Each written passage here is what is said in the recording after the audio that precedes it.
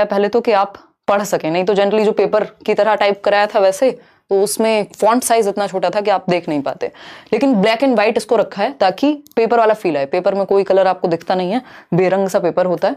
तो अभी जवाब नहीं देना था पोल में, है ना, पहले कोई बात नहीं, अब चलने दो, देने दो जितने लोग पोल में आंसर करेंगे।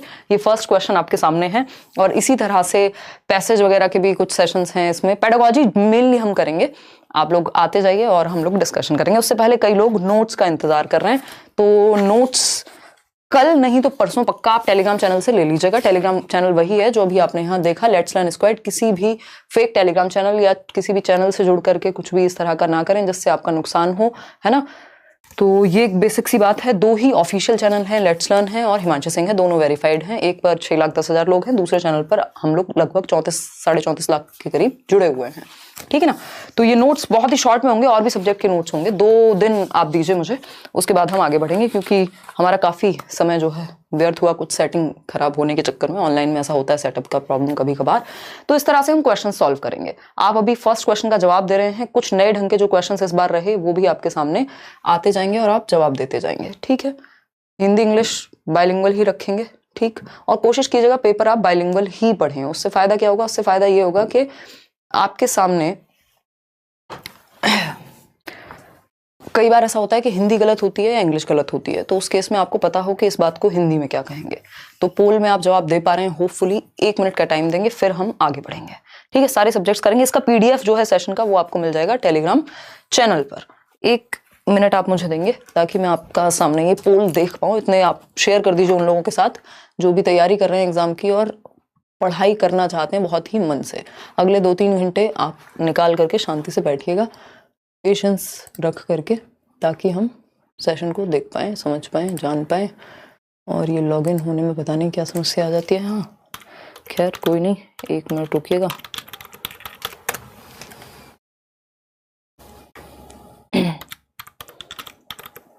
आप जवाब दीजिए इतने इस क्वेश्चन का पढ़ के, फिर हम आगे बढ़ेंगे।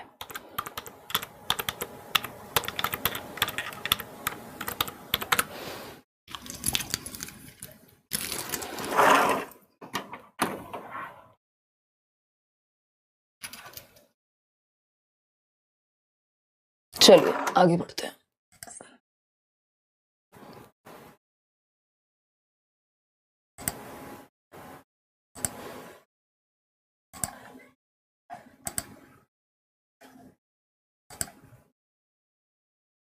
हाँ अब मैं आपका पोल में आंसर प्रॉपर देख पाऊंगी कि कितने लोग क्या आंसर दे रहे हैं, ताकि मुझे आइडिया हो सके कि आप लोग डी ऑप्शन दे रहे हैं। कितने लोग, 48% लोग। चलिए समझते हैं। अच्छा दोनों को ही गलत बता दिया, चलिए बहुत बढ़िया। ये नए तरह के क्वेश्चन है जो इस बार एक सेट में 30 क्वेश्चन के अंदर, मतलब सीडीपी में स्पेशली 4 क्वेश्चन इस तरह के इन्होंने दिए हैं। और ये ज्यादातर मैंने देखा है कि जो टॉपिक्स हैं, चाहे वो डेवलपमेंट हो या लर्निंग हो, इन दोनों टॉपिक से सबसे ज्यादा इस तरह के क्वेश्चंस आपके सामने प्रेजेंट हुए हैं। तो लाइक शेयर करते हुए स्टार्ट करेंगे आज की कहानी। पेन हमारे हाथ में है और बिल्कुल क्वालिटी का आप बताएंगे। अब तो शुरू करते हैं। आवाज सब ठीक आ रही होगी।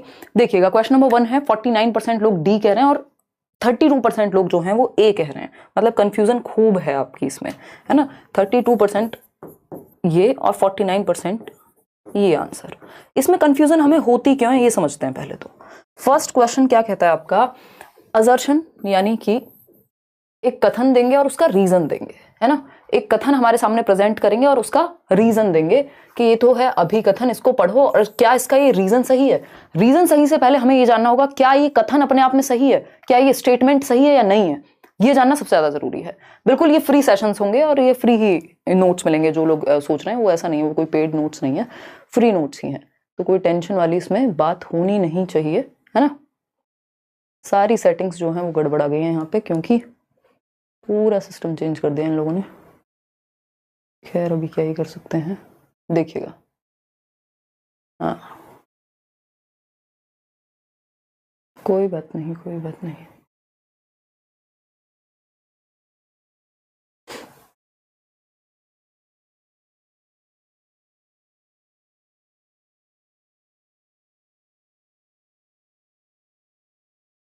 देखिए कोई बात नहीं, इसको छोड़ते हैं।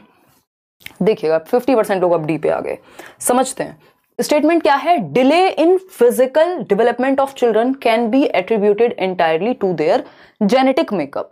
यानी जो डिले है, यानी बच्चों के शारीरिक विकास में देरी के लिए, यानी मान लीजिए किसी का विकास, किसी को 2 साल में चलना फिरना आ जाना चाहिए था, बट बच्चा अभी बोल नहीं पा रहा, जबकि बोलना आ जाना चाहिए था, तो देरी हो गई, डिले हो गया विकास में, विकास की प्रक्रिया में। तो शारीरिक विकास की बात स्पेशली हो रही है। मान लीजिए हाइट इतनी बढ़नी चाहिए थी, या शरीर के अंग जो है वो डेवलप होने चाहिए थे, उसमें देरी हो गई। इसके लिए पूरी तरह से उनकी आनुवंशिक बनावट को जिम्मेदार ठहराया जा सकता है।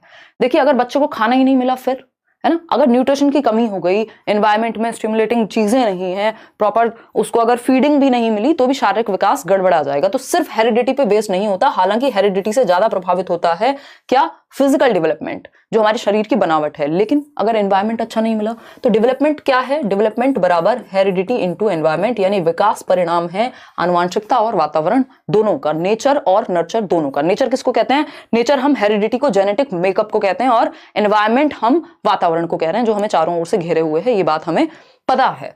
तो इसमें हम ये नहीं कह सकते कि भैया जो फिजिकल डेवलपमेंट में देरी है उसका कारण सिर्फ जीन्स हैं, तो ये तो बात ही अपने आप में गलत हो गई। जब पहला ही स्टेटमेंट फॉल्स है, तो हम आगे की बात तो तब सोचेंगे, पहले यही गलत है। तो वो कौन से लोग हैं जो ANR को ट्रू बता रहे हैं? ऐसे रट्टे हमें नहीं लगाने पेपर में। अगर आप कॉमन सेंस भी लगाएंगे, बेशक आपकी तैयारी बहुत अच्छी नहीं भी है, क्योंकि अब आपके पास समय उतना नहीं है, लेकिन अगला 1 महीना क्रूशियल रहेगा लेट्स लर्न पे, ठीक। तो उस केस में ये बात गलत है ना, फॉल्स है। हम अपनी समझ का भी तो प्रयोग करेंगे, ठीक। Hereditary factors are solely responsible for physical development of children. Second में कहा है, इसका कारण यह दिया है कि शारीरिक विकास के लिए वंशानुगत कारक ही उत्तरदायी होते हैं। यार दे ओनली रिस्पॉन्सिबल नहीं होते ना, सोलली रिस्पॉन्सिबल कैसे कह देंगे हम इस चीज में? ज्यादा प्रभाव पड़ेगा, एक डिफरेंट बात है। सोलली का मतलब हो गया एकमात्र जिम्मेदार कारक जो है वो हेरिडिटी ही है। फिर तो खाना दो ही मत बच्चे को, फिर तो दूध पिलाओ ही मत, ना डॉक्टर के पास ले जाओ, अब तो हेरिडिटी है जो है, एनवायरमेंट तो मैटर नहीं करता इस हिसाब से। तो ये भी बात उतनी ही गलत है जितनी इसका रीजन, उतना ही गलत है जितना स्टेटमेंट गलत था। तो दोनों ही बातें गलत हैं। ऐसा नहीं है कि एक्सप्लेनेशन गलत है, दोनों ही गलत हैं। A is true but R is false, जी नहीं, both A and R are false, दोनों ही क्या हैं? गलत हैं, दोनों ही यहां पे गलत हैं। तो A ऑप्शन यानी D ऑप्शन सही है। सिर्फ 50% लोग ही इसका सही उत्तर दे पाए। खैर कोई बात नहीं, ये सब चलता रहेगा, लेकिन समझना है पहले। पढ़ के क्वेश्चन को अगर हमने समझ लिया तो हमारी 50% जो टेंशन है वो वहीं खत्म हो गई, ठीक। क्वेश्चन नंबर 2 देखिए एक बार। क्वेश्चन नंबर 2 क्या कहता है? Which of the following is an example of use of fine motor skills. ये क्वेश्चन फिक्स्ड है क्योंकि सिलेबस फिक्स्ड है, मतलब इन टॉपिक से क्वेश्चन ना आए ऐसा पॉसिबिलिटी है नहीं, ठीक। कौन सा सूक्ष्म कौशल के उपयोग का एक उदाहरण है? सूक्ष्म कौशल हमारा एक है ग्रॉस मोटर स्किल्स, दूसरी है हमारी फाइन मोटर स्किल्स, ठीक है। तो अगर हम ग्रॉस मोटर की बात करें तो ग्रॉस में क्या आता है? बड़ी मसल, इसको हम स्थूल गतिक कौशल कहते हैं। और बड़ी मसल में क्या आएगा? हमारे हाथ और पैरों की मसल्स, है ना। कौन सी हैं?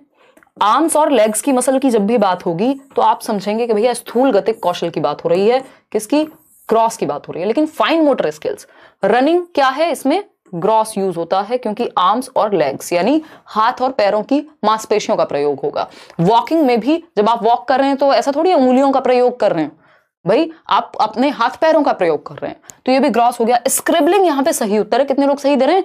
86% लोग सही आंसर दे रहे हैं, जो कि बहुत ही खुशी की बात है। इसको घसीट कर लिखना या पहली स्टेज मानी जाती है राइटिंग की, कि बच्चे के हाथ में पेन दे दो, वो कुछ भी कीलम कांटी करता रहेगा दीवार पे, पेपर पे, जो उसे मिलेगा। स्क्रिबल यानी अब वो फाइन मोटर स्किल्स का प्रयोग कर पा रहा है। फाइन मतलब जब आपकी फिंगर्स और आईज का कोऑर्डिनेशन, कढ़ाई, बुनाई, सिलाई और स्क्रिबलिंग, ड्राइंग, पेंटिंग, इन सब चीजों में आपकी आंखों की और उंगलियों की मसल्स का प्रयोग होता है, हाथों की, उंगलियों की। तो ये क्या है?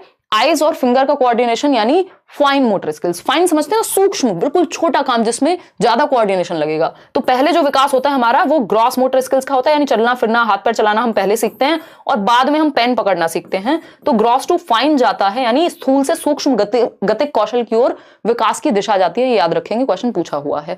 इसको दूसरी तरह से पूछेगा तो कहेगा जनरल टू स्पेसिफिक, सामान्य से विशिष्ट क्रियाएं। जनरल टू स्पेसिफिक, सामान्य क्रियाएं क्या है? बॉल आई आपकी तरफ, आपने अपने पूरे हाथों का प्रयोग किया पकड़ने के लिए। सूक्ष्म क्या है? आपने सिर्फ एक हाथ से ऐसे कैच कर लिया, या फिर आपने पेन को सिर्फ 2 उंगलियों से पकड़ लिया पूरे हाथ से पकड़ने की बजाय, ठीक। तो ये चलना, जंप करना, इन सब में बड़ी मसल्स का प्रयोग है, लेकिन स्क्रिबलिंग में आपकी छोटी मसल्स। तो फाइन मोटर स्किल्स का एग्जांपल सिर्फ स्क्रिबलिंग है, बाकी तीनों जो है